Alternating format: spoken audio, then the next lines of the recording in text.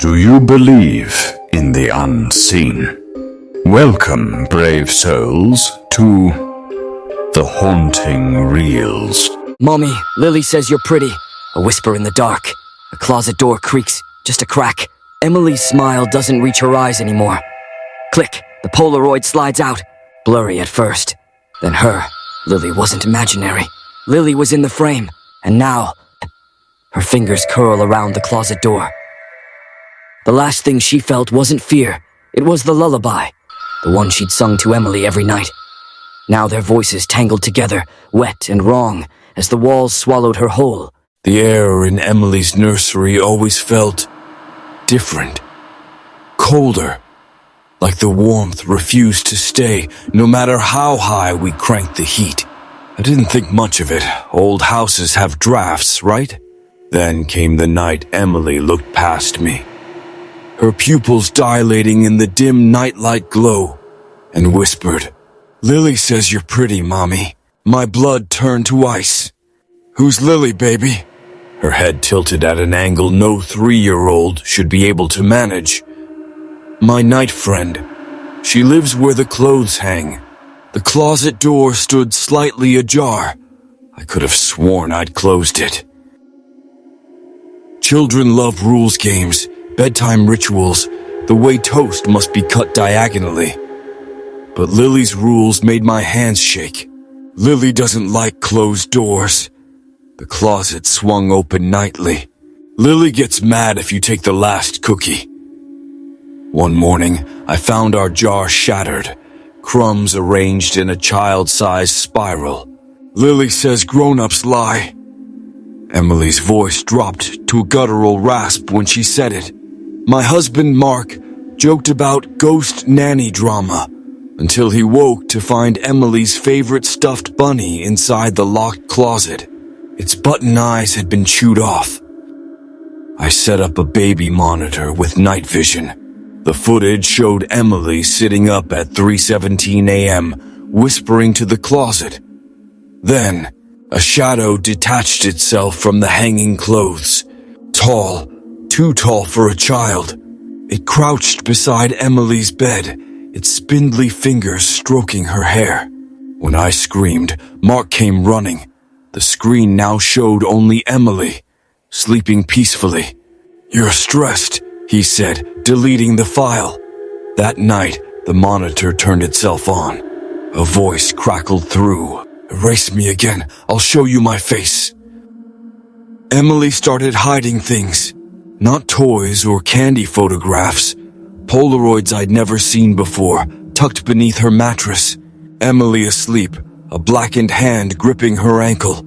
The closet door open, 2 white eyes peering out, a scrawled message in crayon. Lily was here first. The worst one? A blurry shot of me bending over Emily's crib.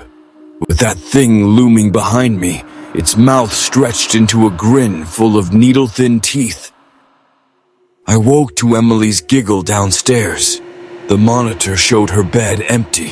I found her in the kitchen, sharing chocolate milk with nothing.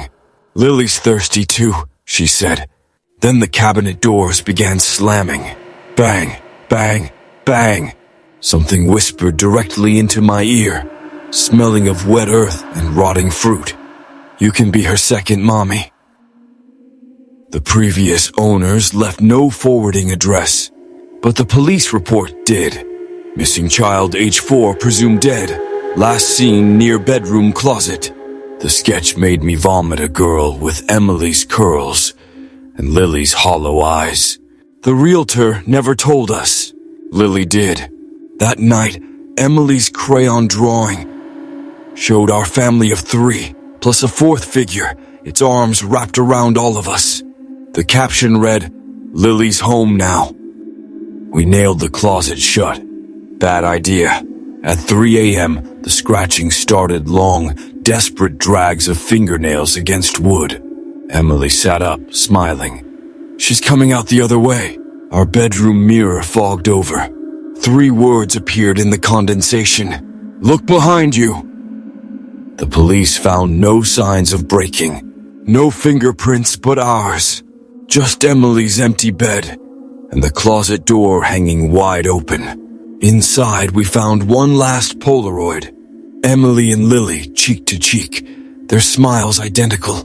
Written on the back in a child's handwriting, "Thank you for the new friend." We moved. Of course we moved. But last night, I woke to the scent of chocolate milk. The baby monitor flickered on. Two little girls giggled. And from the blank screen, a whisper. "Ready for hide and seek, Mommy?"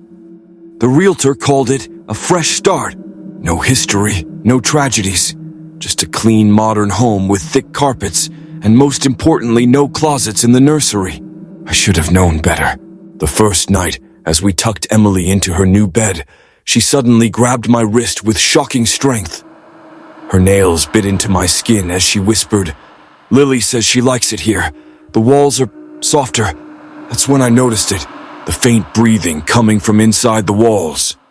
Lily's new rules were worse. Don't listen to the crying in the pipes. At 3:17 a.m., the bathroom sink would gurgle with something thicker than water. Never answer when the walls whisper your name. But they kept calling, in Emily's voice, from places she couldn't be. The attic isn't really empty. The ladder dropped down by itself every full moon. Mark still didn't believe until the night we both woke to Emily's laughter coming from inside our mattress. We tore the bed apart. Between the springs, we found a child's rib bone. The forensic report said it was fresh. I installed infrared cameras in every room. What they captured would make a priest weep. 2:14 a.m. Emily's blanket slithering off by itself, folding neatly at the foot of the bed. 3:17 a.m.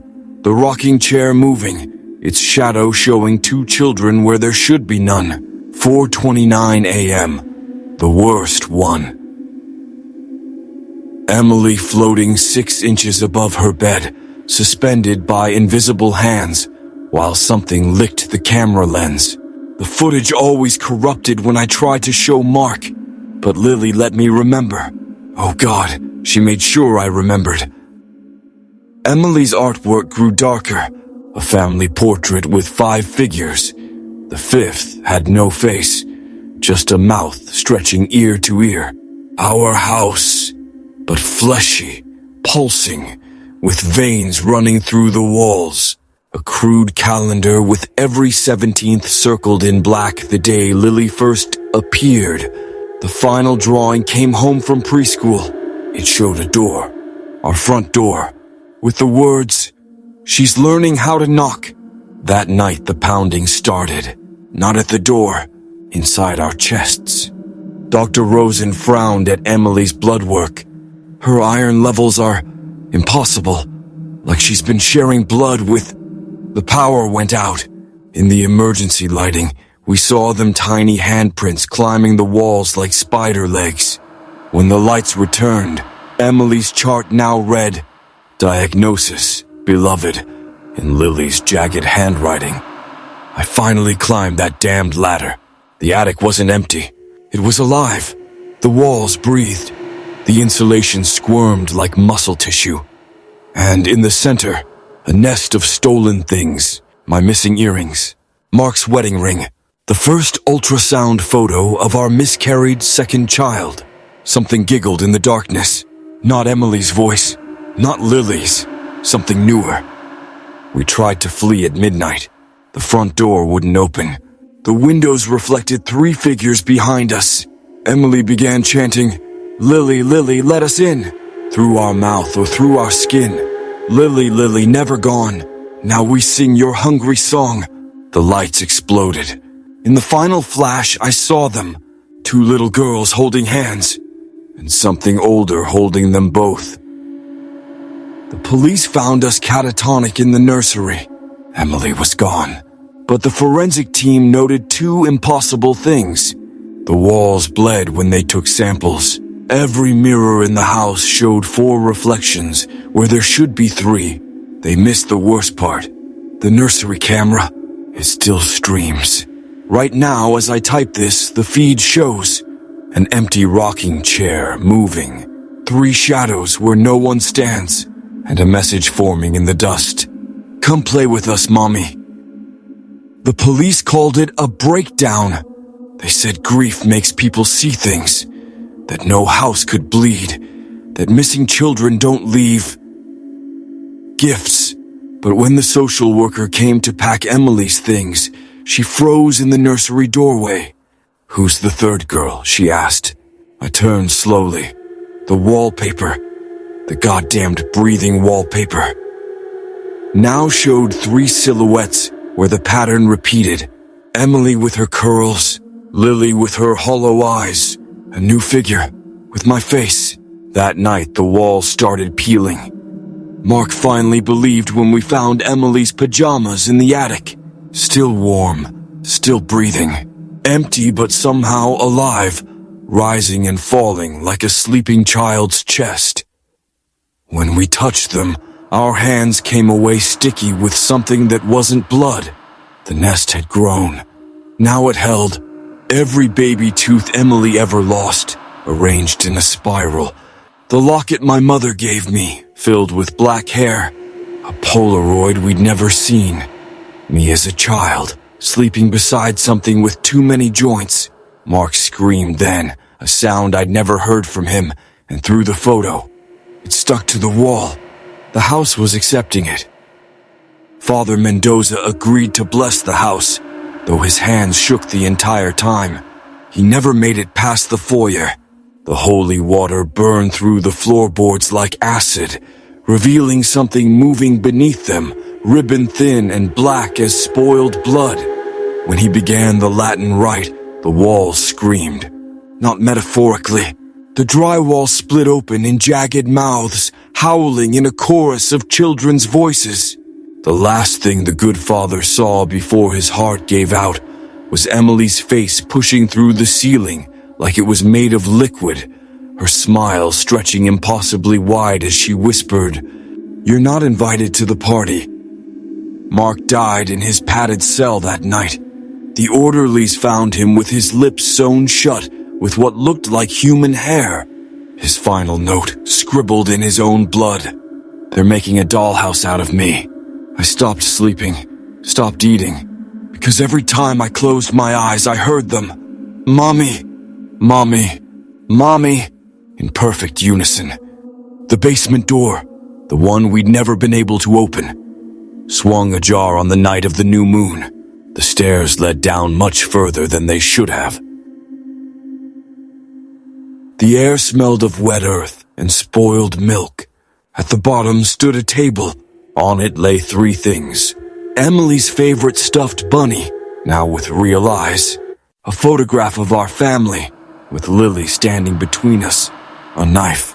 A whisper echoed from the darkness. Choose who comes home. I took the knife, not to use it, to complete it. The walls shrieked as I carved the symbols from my dreams, the ones I'd been seeing every night since Emily disappeared. The floor opened like a hungry mouth, and they rose from it. Emily, Lily, and the thing that had been wearing them both like puppets. She was never a child.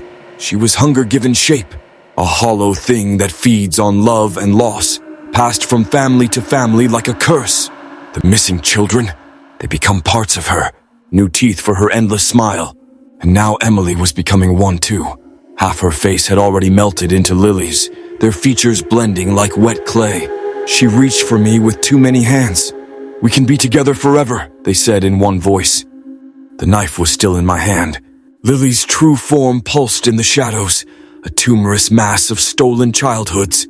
Emily, what was left of her, wept black tears. I made my decision. This journal was found at the abandoned property, sealed in the basement with salt and iron nails. The final entry is written in an unknown substance, later confirmed to be a mixture of blood and human fat. I opened my mouth and let her in. Now we sing together. Now we never part. If you're reading this, we're already in your walls. Sweet dreams, Mommy.